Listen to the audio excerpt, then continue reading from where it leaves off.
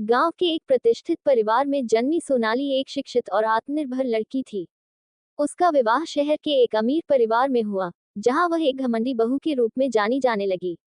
उसकी सास, राधा देवी, एक सरल और संस्कारी महिला थी, लेकिन सोनाली के घमंड के कारण दोनों के बीच हमेशा तनाव बना रहता था।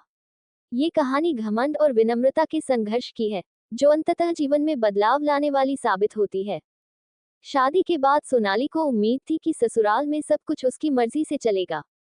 वह आधुनिक विचारों की थी और पुराने रीति रिवाजों को बकवास समझती थी।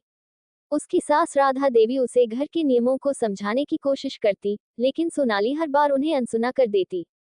वह घर के बड़े बुजुर्गों का सम्मान नहीं करती थी और अपनी सास को पुरानी सोच वाली मानकर उनकी बातों को नजरअंदाज कर देती।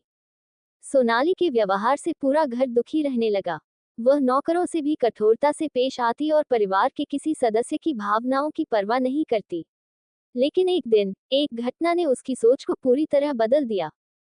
एक दिन सोनाली के पति का व्यापार घाटे में चला गया और घर की आर्थिक स्थिति बिगड़ने लगी।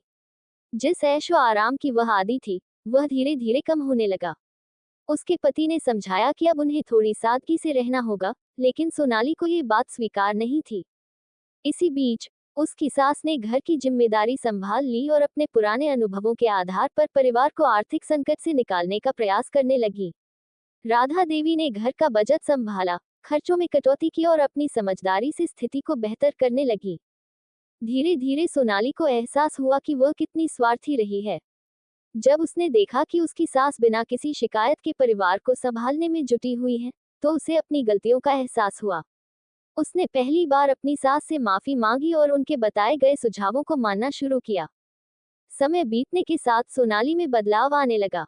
अब वह अपने ससुराल वालों की भावनाओं की कद्र करने लगी थी। उसने अपनी सास से घर के कामों को सीखना शुरू किया और उनका सम्मान करने लगी। धीरे धीरे घर में खुशहाली लौट आए और परिवार फिर से एकजुट हो गया।